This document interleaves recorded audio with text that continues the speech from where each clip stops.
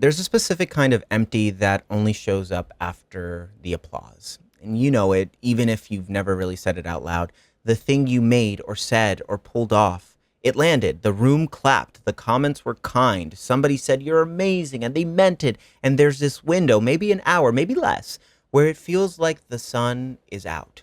And then it dissolves. And you're sitting in the car or lying in the dark scrolling, and you notice the strangest thing. You're hungrier than you were before they clapped.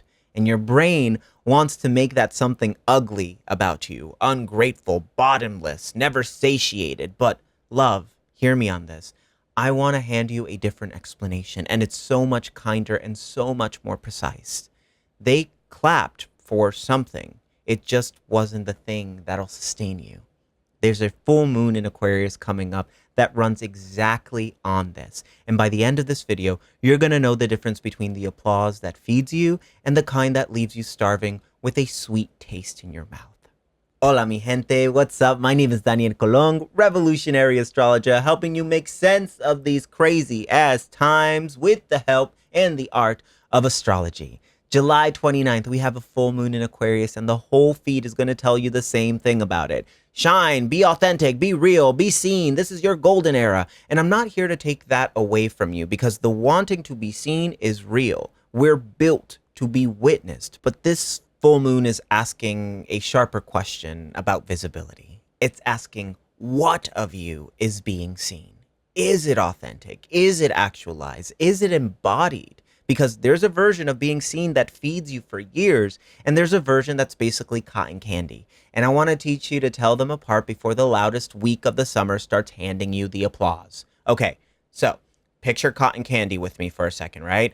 Country fair, huge, beautiful, bigger than your head cotton candy. And I'm not going to lie to you, it is delicious. And then you eat it, and it dissolves into basically nothing. And there's no meal in there. There was never a meal in there. It's spun sugar and air. And if that's dinner, you can eat it all night and go to bed starving, or worse, you'll end up with a terrible tummy ache.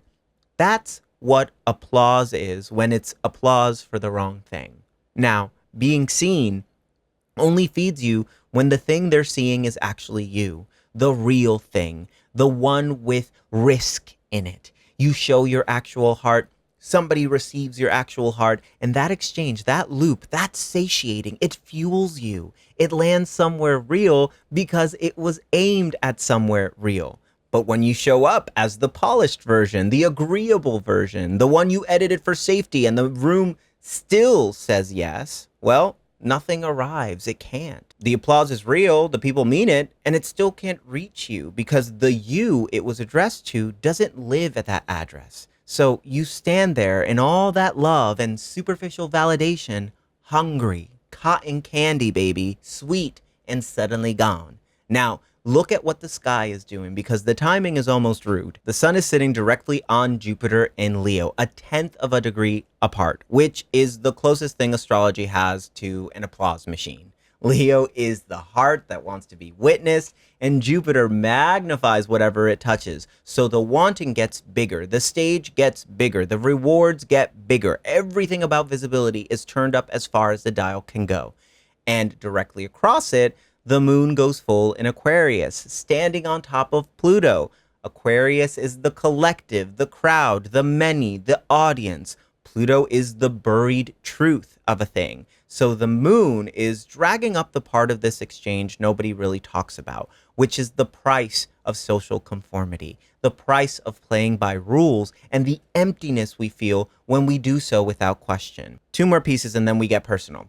The moon is trine Uranus in Gemini and sextile Neptune in Aries, which means all this change has somewhere to go, a sudden new thought, a softer way to hold yourself. And this moon is answering a question you were asked back in February. So think about that time when the solar eclipse landed in the same sign.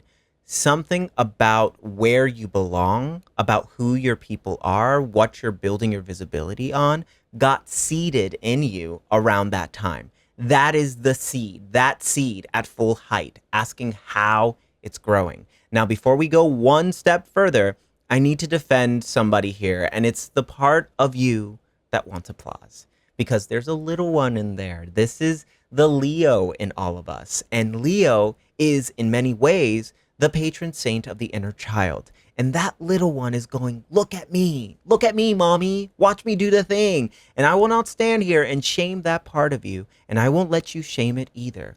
We do need the witnessing. It does feel good. It's supposed to feel good. That's the design. We are communal creatures who grow in the light of each other's attention. The need was never the problem. The problem is what we learned to do with that need.